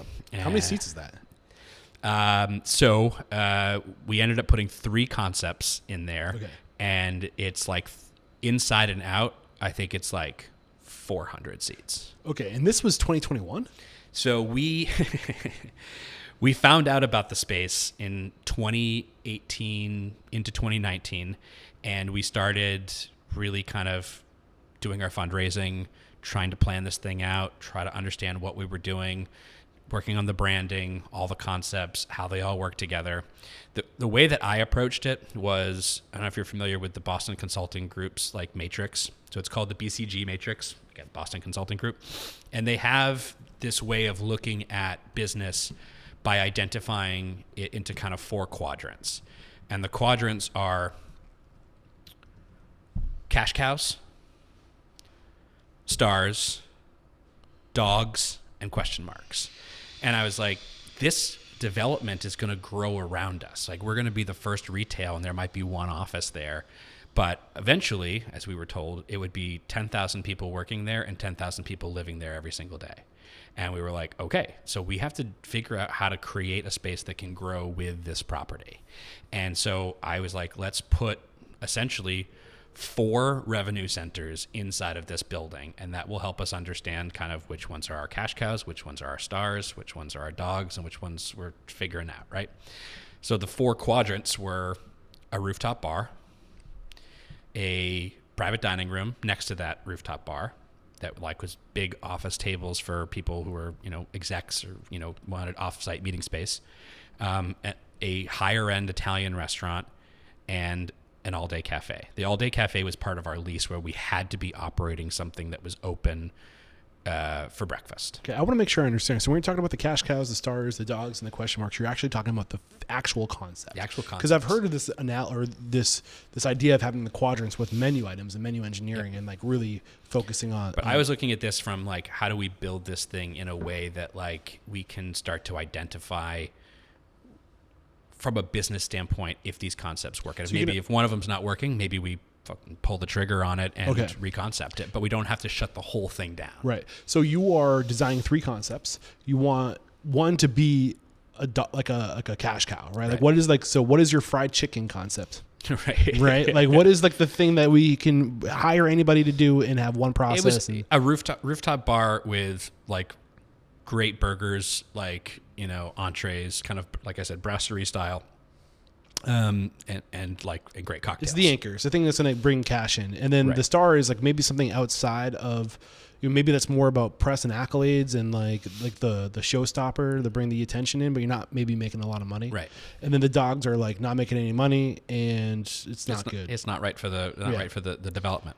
So we've done this. We've now the way that this was going is that the developer was putting a lot of money into building out this space. And as it was sold to us, like this idea, it was you flip the building upside down, everything that falls out, you pay for, everything that stays, they pay for. That is not how it ended up being in the end, which was, kind of the first problem. The second problem was we had this full thing under construction. We had fundraised all the money. We had the concepts developed. We were like all in, shooting for a June 2020 opening. Oof. And construction gets shut down in March of 2020. So pandemic comes. We are trying to figure out where this is going to go for the restaurant business. And we lay off all of our staff at Puritan. We all go home and quarantine for 2 months.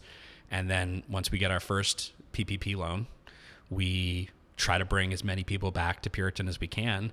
And I'd say 4 front of house and 6 back of house people out of before having 32 employees were willing to come back. And we were just trying to figure out what to do, like how we were going to do it.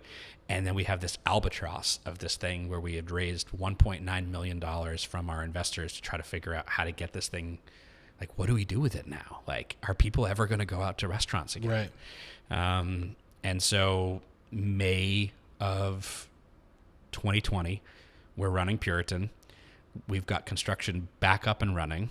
The contractor charged us, because this is a big union job, $500,000 to reopen the construction site. So that was our working capital. That was what we had put aside for, like you said, we were smart this time around. We had 2 years of working capital, all that. Gone. Oh my gosh. Gone just to be able to reopen the fucking construction site. So, we just started doing whatever we could to try to make a buck. We were doing takeout at Puritan. We were at this site of Cambridge Crossing where we were opening these restaurants. We got the health department to allow us to set up outdoor grills, tents. We had portable refrigeration out there.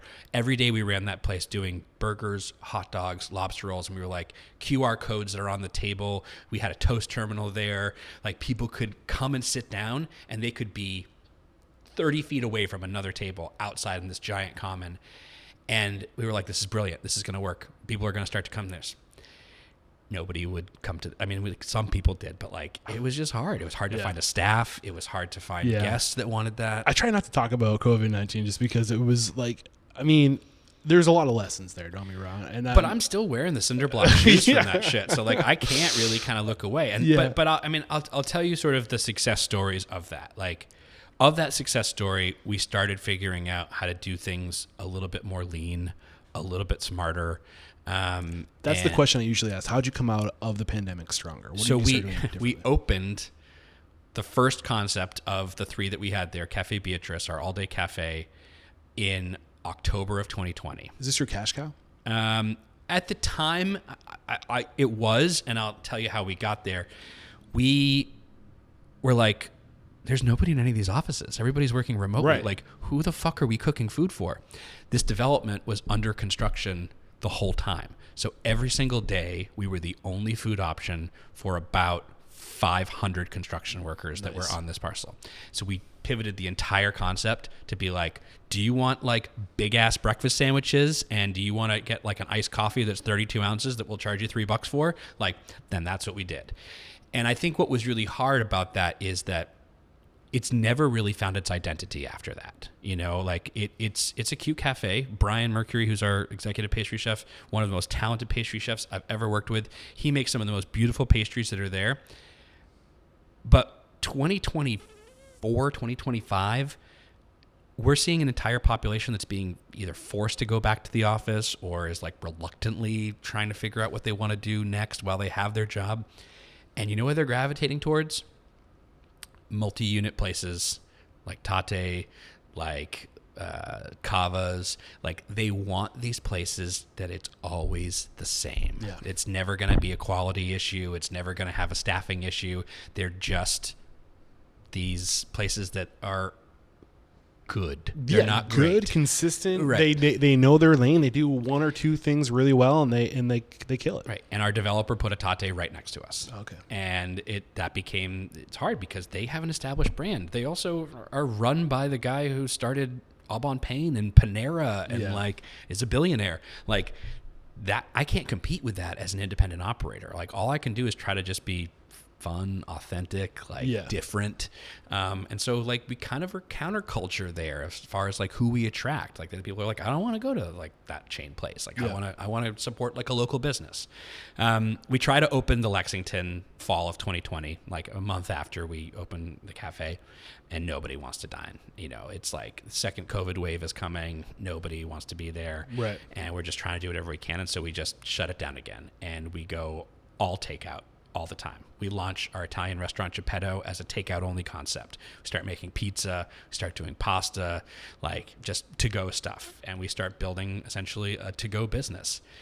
Mind you, opening a business in 2020 after like the magical start of the pandemic, which is March, we were eligible for 0 PPP loans. Oh, that's right. I forgot about that. So we had no financial assistance coming from the government. Ooh. But even with Puritan, that you weren't grandfathered in. Maybe the other businesses weren't open, but it was under the same umbrella, or no? Different LLC. Oh, you're saving grace. So we were not able to basically do any of that. We, I'd say that, we have probably 3 employees that worked for us then that still work for us now, 4 years later. But eventually it's, springtime, and we open up the Lexington. It's got these, accordion doors that like open up to the patio, and like it's great. Like, people start coming out, we start getting it going. October 2021, we open up Geppetto, like have the dining room full, bring in a friend of mine who's an amazing pasta maker. He helps get the concept off the ground. 2021 into 2022, like we've got all 3 concepts going. Like, private dining room, nobody's doing any private dining. Like, it's just not happening. Yep. And we start to kind of like build it back and build it back and build it back and get to sort of a number where we want. And then we kind of realized that, like, the deal that we struck there, which was a very low base rent, which saved us during the pandemic. Like, even the developer, like, basically just charged us kind of common area maintenance charges. Like, we weren't paying base rent for like the first year just to like get off the ground. Right. We're paying percentage rent over a break point. That break point was 1.5 million, and by year 3 we were doing like 5 million.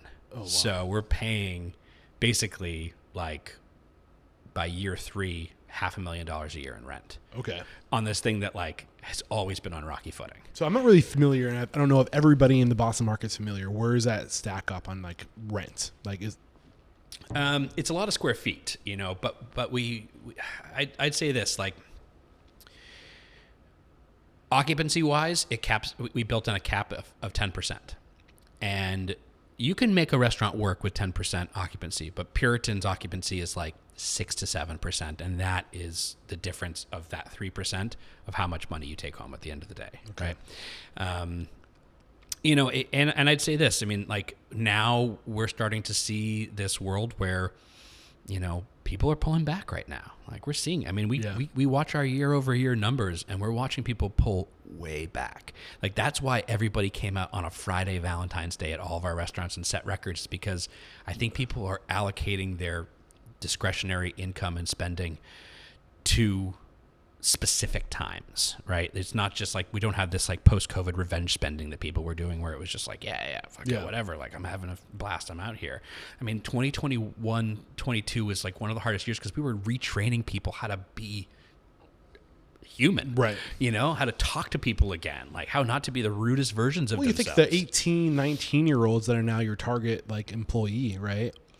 Had they spent 2 years, they were 16 when the pandemic hit. They didn't really ever get that experience. So you have all these green people with not even just restaurant experience, but like how to be a young adult experience. I will tell you, my favorite thing is now, this place that we've opened up, Amba, Ming was like, put kiosks everywhere. And I was like, why? That's so impersonal. Like, we can't answer people's questions. He's like, you don't dine out much in fast casual, like outside. I was like, no, I work at our restaurants and I go home and I go out to a nice restaurant with my wife maybe once a month, and we will have 2 people working the cash registers here, able to answer questions, double as baristas, answer any question about the menu.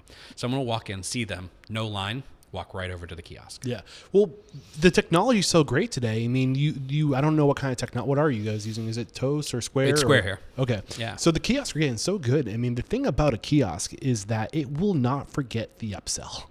Right. It will remember the customer, and right. I don't know if it's like a face. What how does it work? Is it's not facial? I know there's some tools where like you can like tap your phone and it knows exactly. You can sync. You can scan or something. Yeah, I don't know about that, but I will say this: we ring.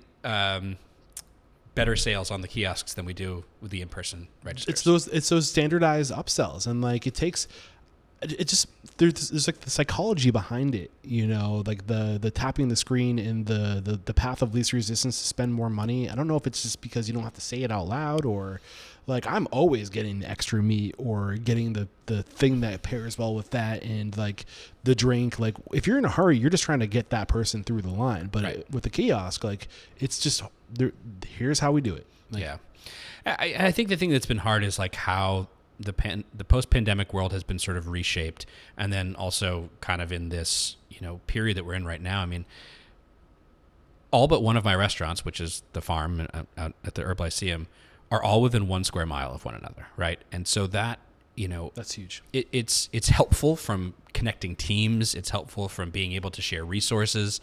It is incredibly difficult if that area starts having any sort of financial hardships, right?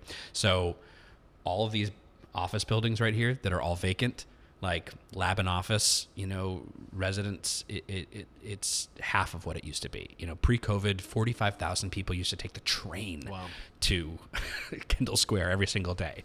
Like that number it can't even be half that now. You've watched people on flex schedules. So we'll be like, trying to staff a building with 3 concepts in it, and no one's showing up. And then you're like, all right, like, do I cut these people? And then like, by labor laws, I got to guarantee I'm going to pay them for 3 hours. You don't see anyone.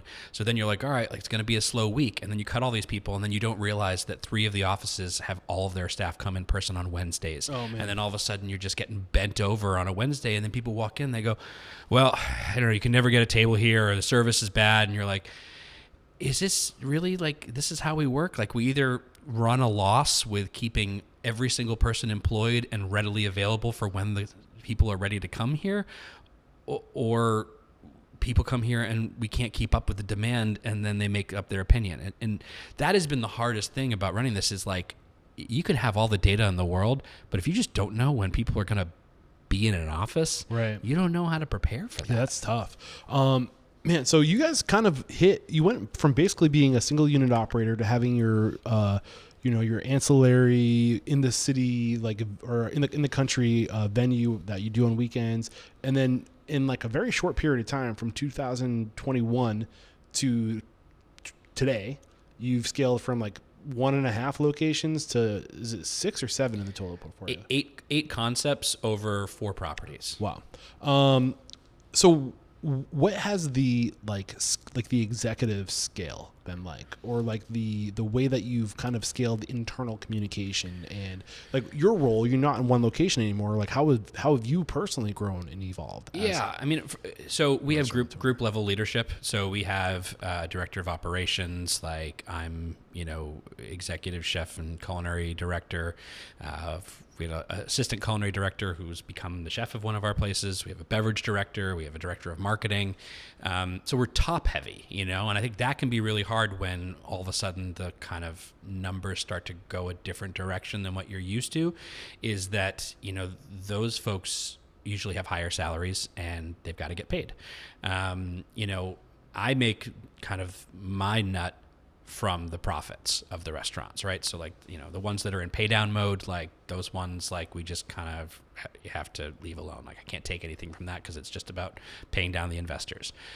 But like, our restaurants that are paid down, like that profit that's generated there is like what I take home, right? And so that's kind of how I benchmark myself as to like whether or not like we're doing well, is like what sort of profit is available at the end for us to distribute amongst the waterfall of all the different people who are involved in the restaurants. But we brought in all those folks because we were growing so quickly. And, I think that is one of the things that we had to lean into other ways in the tech stack. So, it was who's doing what, where, and how do we know that we're holding them accountable? My partner Ming always wanted us to use Asana for sort of like task management for everybody across the board.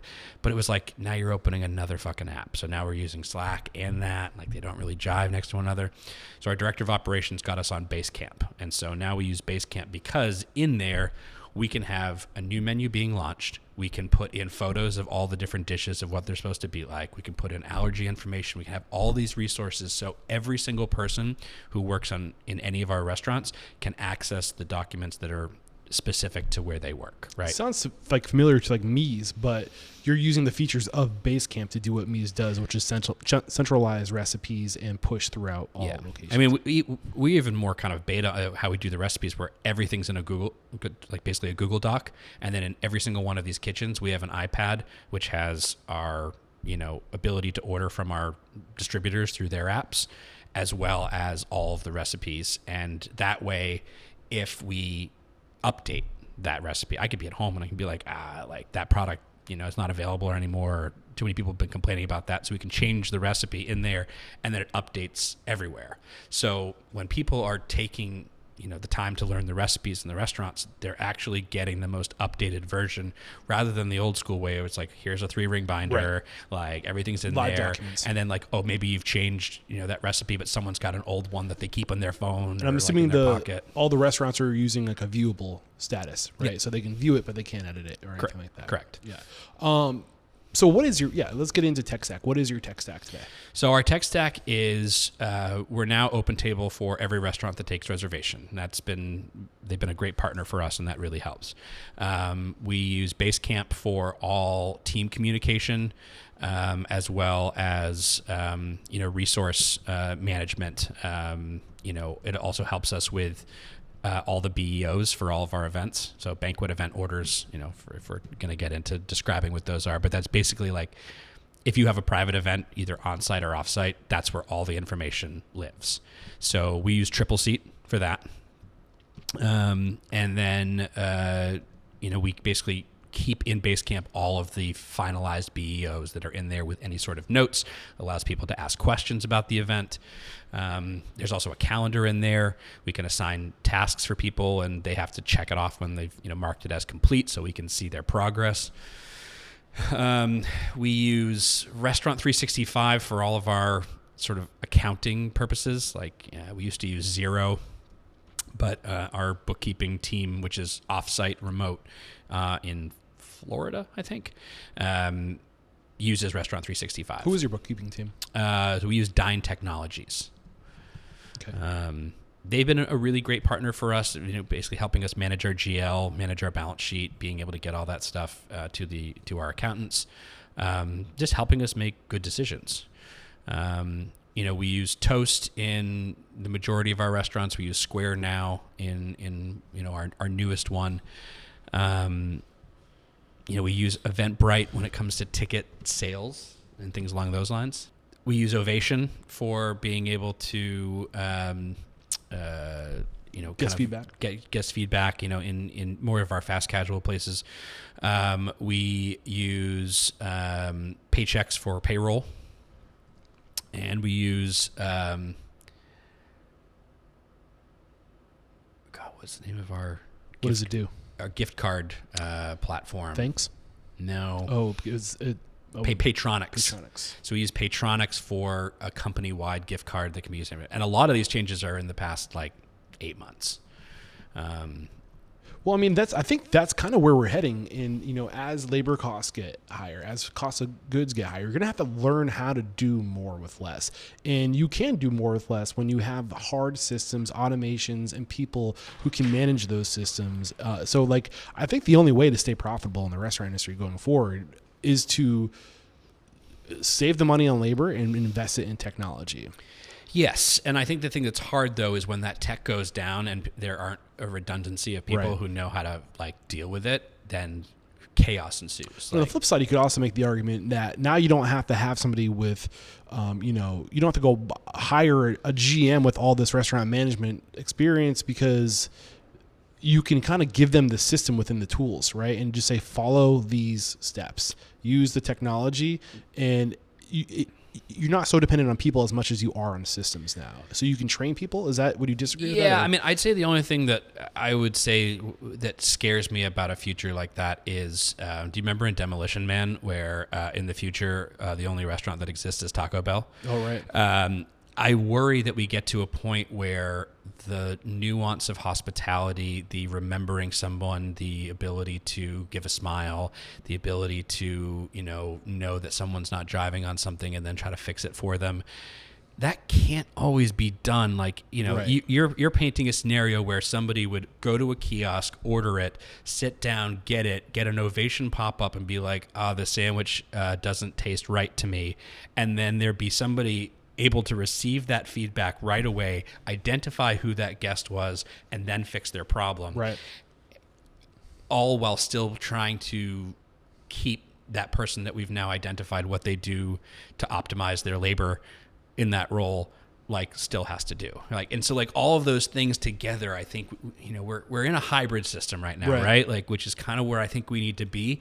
But leaning too hard into tech scares me, because I feel like, what happens in a restaurant when there's a blackout, right? What happens in a restaurant when all of a sudden the Wi-Fi goes down? Yeah, what scares me about it is I think that humans are hardwired to take the path of least resistance to a decision on what's the best solution for this.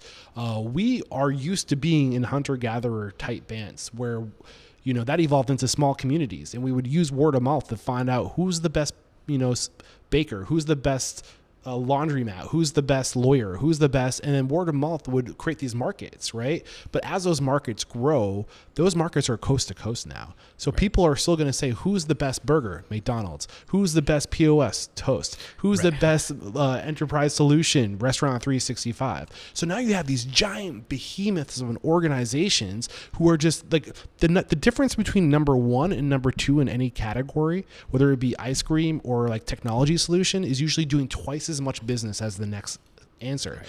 Have you ever heard whoever spends the most money wins in marketing? So now you have these companies who are making twice as much money. They have endless marketing accounts, budgets.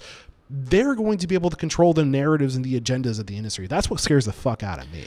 Well, I worry about how many different aggregators are going to be in your chain of revenue, right? So here, for instance, at Amba, it's our newest concept, and we wanted to lean very hard into delivery, into online ordering, into kiosks, being able to sort of use this as the canary in the coal mine, right? To see if we understood it and we understood what people were looking for.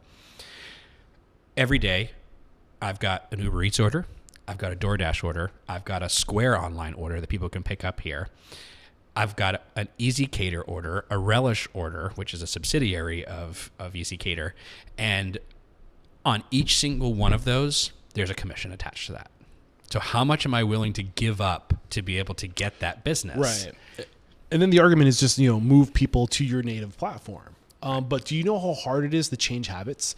And when you have all the budget to figure out the technology to literally make the app addictive, and just like you open the app, it recognizes your face, you tap a button, you're done.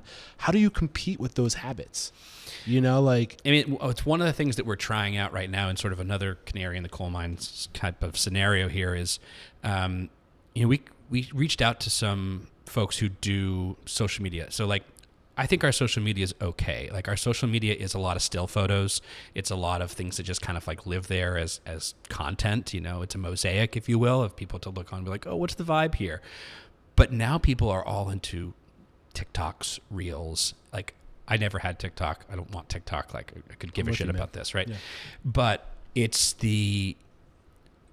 how can you show the buzz and the vibe and the FOMO of a place, right? And that is something that no one in our group knows how to do. Right. And so we have interviewed 3 different social media people. We had them give their quotes as to what they could do and what level of service it would be. And we went with one and we said, we're going to give you 60 days in one of our properties that could use some help. And we're going to track to see if what you do for us can turn into butts and seats. We got 2 years of year-over-year data, so we know what this place does during this time. I'm afraid to know the answer. We just started it. Oh, really? It starts today. Can I come back in 2? You can shoot me an email and let me know in 2 months. I would love to know how that goes. Because that's you said 60 days is what they have. Yeah.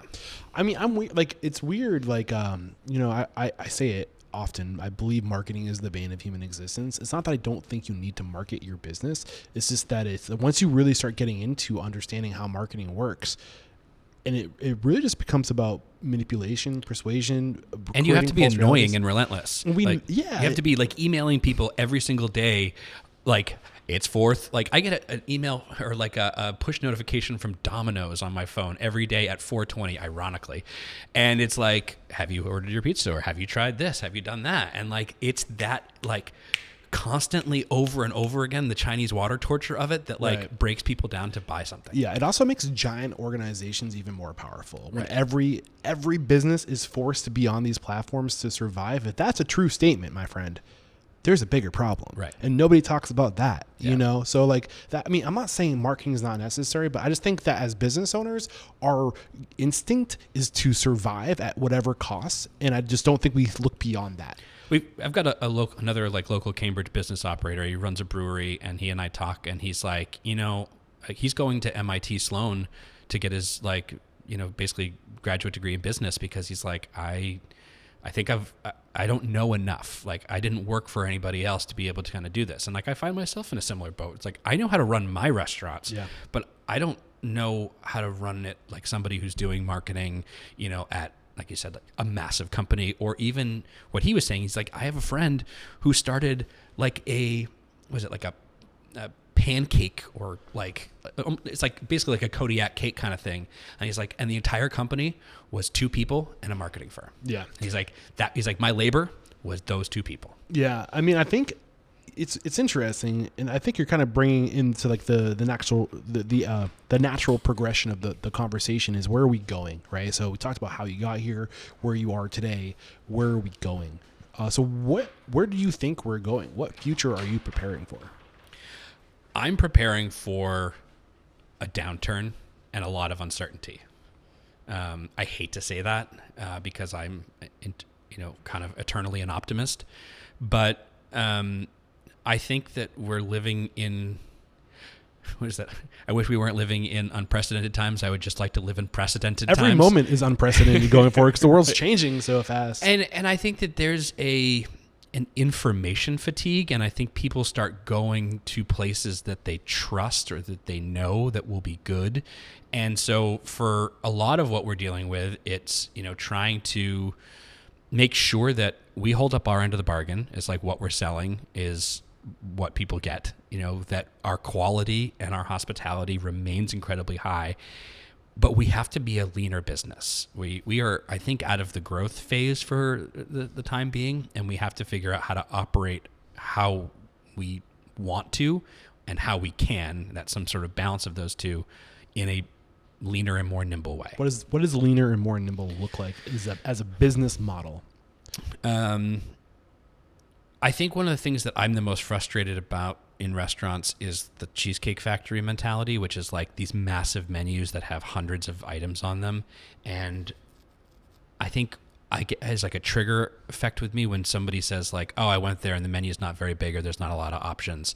And so I'm always compensating by being like, all right, let's add this, or let's add a special of the day, or let's make sure we keep this going. But every single one of those things requires another person who knows how to do it, who's trained up appropriately how to do that the right product is ordered in, that it's rotated properly, that you're not losing anything, like any margin on that by somebody, having too many things and it has to get chucked. And it's like, well, why do I need to have a menu that's so big? Like, why can't we just be like, hey, this menu's got 10 excellent things on it? Like every time I go to like a restaurant in Brooklyn that's like 30 seats and like it's got a Michelin star and there's a line out the door or you can't get into it. I'm like, they've got 10 things on the menu. Like, and they just do 10 things extraordinarily well. Yeah.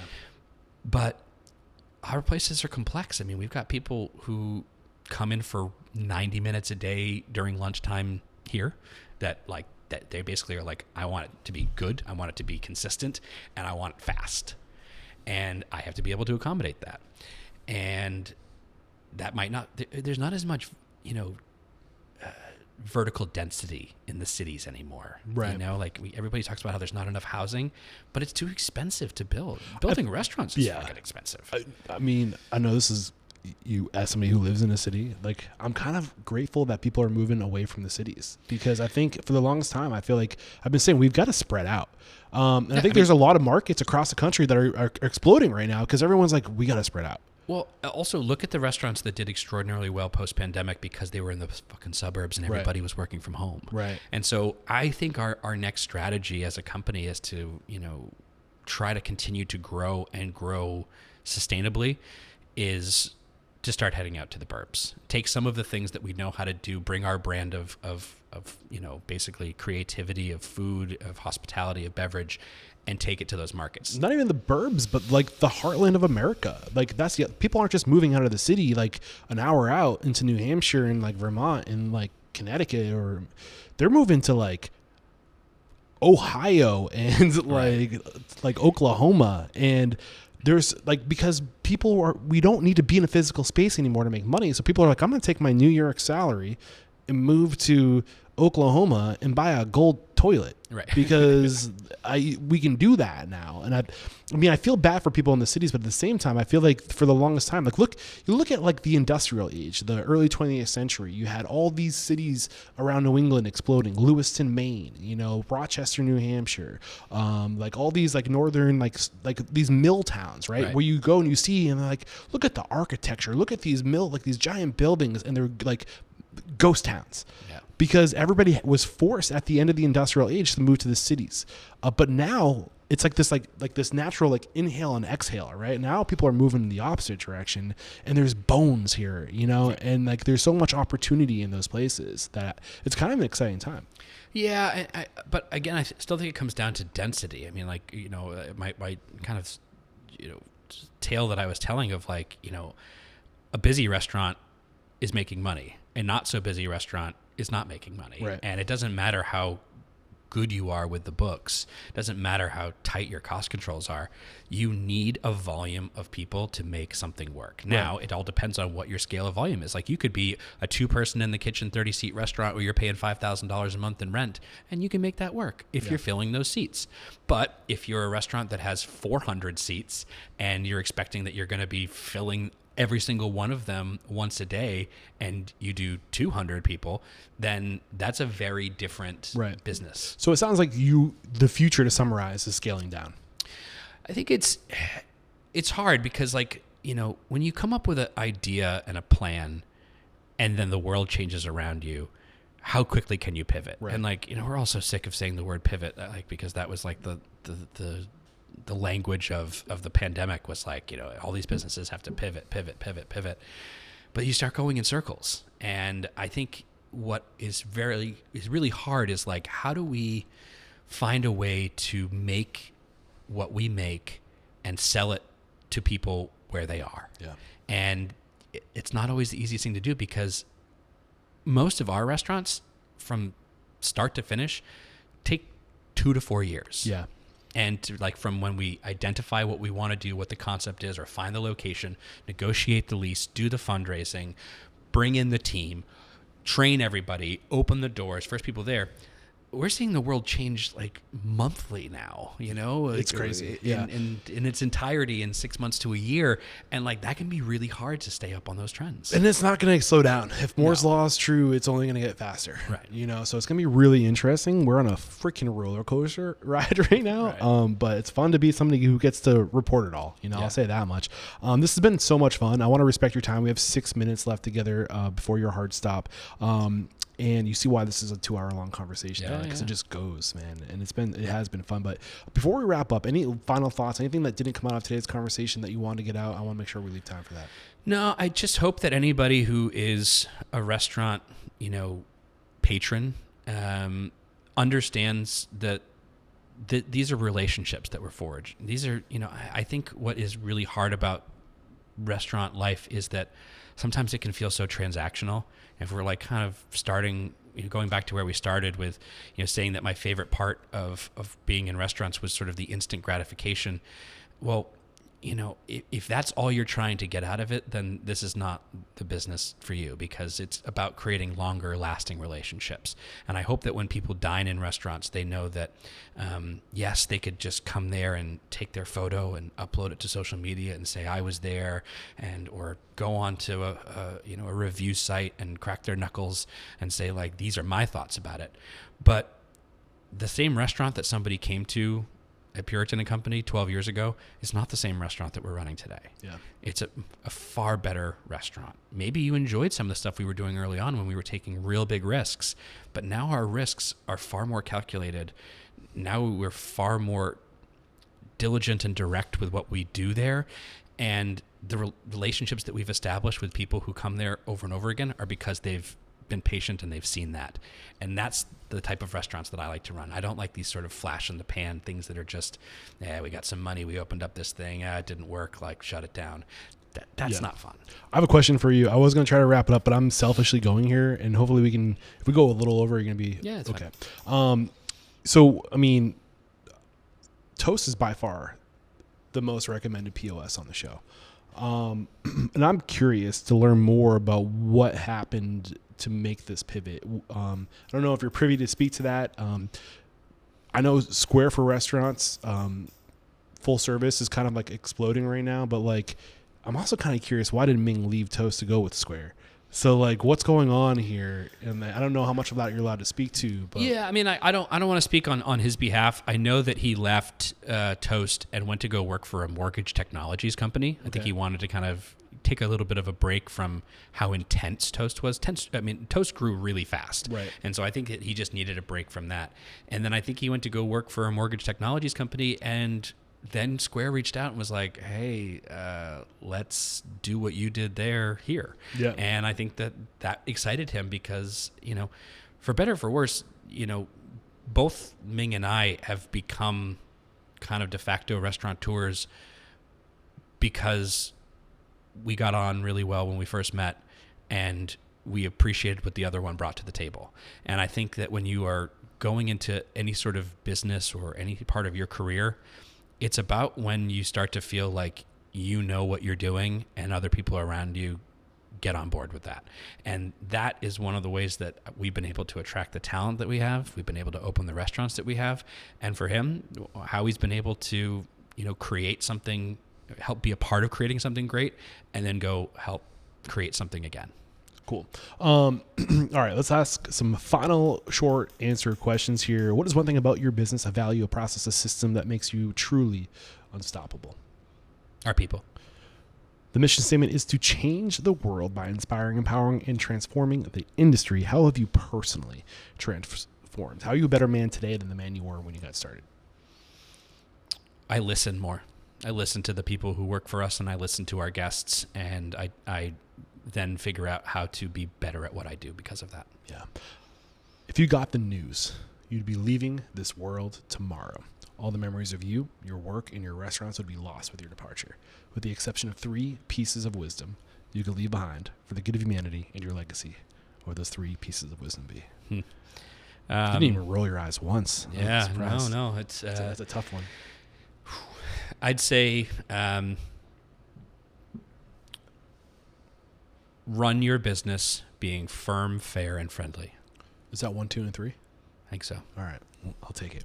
This has been a lot of fun, man. Thank you so much for taking the time. Thanks for having me. I literally cannot do what I do without people like you getting open, getting vulnerable, willing to speak. That's what it's all about. And this last question is my North Star. Who do you respect and admire in the industry? Somebody that if you found out I got them as a guest on the show, you'd be like, I got to figure out what that person thinks and what their story is, where they're going, what the insides of their business look like. Who's that for you? I really, I'm sure so many people quote Danny Meyer because I just think that he's been able to create so many different things in his portfolio, and he's been able to sort of trust the people around him to run those places. But I'd say outside of that, like, I really appreciate people who started down a path and then found a different road for themselves that was right. I'd say like Alison Roman is like a perfect example of somebody who, I remember meeting her at like the Bon Appetit test kitchen in New York, and she was like into food journalism, and she was into like doing test, kitchen and writing for Bon Appetit. And then she sort of became her own version of herself, creating a different platform. Like same way that like Kenji took it to the, to YouTube and to these like online resources. Folks who've been able to figure out how to adapt to this modern world and the way that people grab content, I really have a lot of respect for, because it seems so impossible. I don't even know who Alison Roman is. Alison Roman, you should look her up. She is great. She had a very short-lived show on CNN when they were trying to kind of create sort of like different alternative content. And I think she's got a number of cookbooks. She's really great, but like I don't even know if she would call herself a cookbook author. I'm looking her up. Alison Roman. Okay, cool. Look out, Allison. I'm coming after you. I'd love to get you on the show. And how can we connect with you if we really enjoyed today's conversation? Maybe we want to come work for you or just visit one of your restaurants. Yeah, so you can go to our website that connects all of our restaurants in Cambridge Street Hospitality Group, and that is www.eatcambridge.com. Or you can follow on for dad pics and construction projects at my home gone wrong at my Instagram, which is WD Gilson, Gilson. Awesome. Will Gilson, thank you so much, my friend, for taking the time. This is where I say there is no questioning, my man. You are unstoppable. Thank you for having me, man. Cheers.